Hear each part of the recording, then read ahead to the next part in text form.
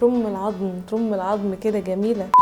اهلا بيكم في وصفه قمر مع ايه عمر. وعشان دلع الكرش مفيهوش معلش، تعالي ما اقولك بقى انا اتصرفت ازاي لما عرفت ان انا اتدبست في عزومه ل5 افراد اكيله.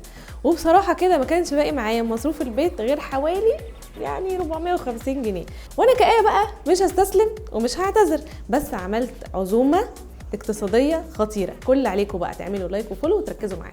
هنعمل بقى شوربه الجمبري. اوعي ترمي روس الجمبري وقشر الجمبري لان هي دي اللي هنطلع منها الشوربه دلوقتي. ففي طاسه على النار او حله هنحط شويه زيت، ننزل عليهم بقى بالقشر ده، هنزل عليه بقى ببصل وكرفس وابتدي اشوحهم واضغط على الراس كده عشان تنزل كل البهاريز اللي فيها. هنزل عليه بقى بالميه المغليه،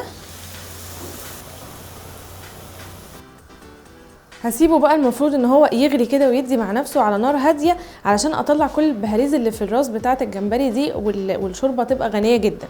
بعد كده هصفيها وابتدي بقى اعمل في نفس الحله الشوربه بتاعه السي فود بتاعتنا. كده خلصنا الشوربه وهنصفيها.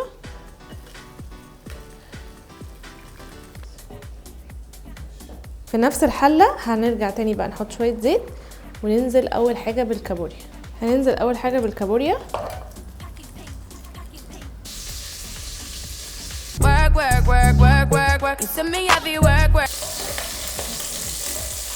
عليها بعد كده بالجمبري،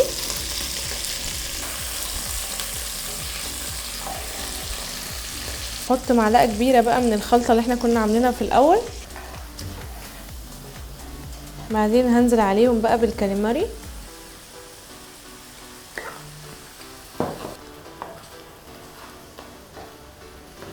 هنزل عليهم بقى باخر حاجه السمك الفيليه، الشوربه اللي احنا عملناها.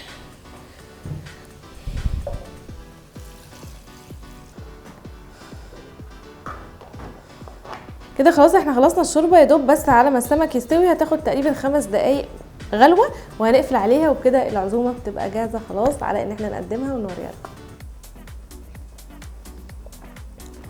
ترم العظم ترم العظم كده جميله. يا خوفي يا خوفي لا تعجبهم ويجوا تاني الاسبوع الجاي، يا خوفي.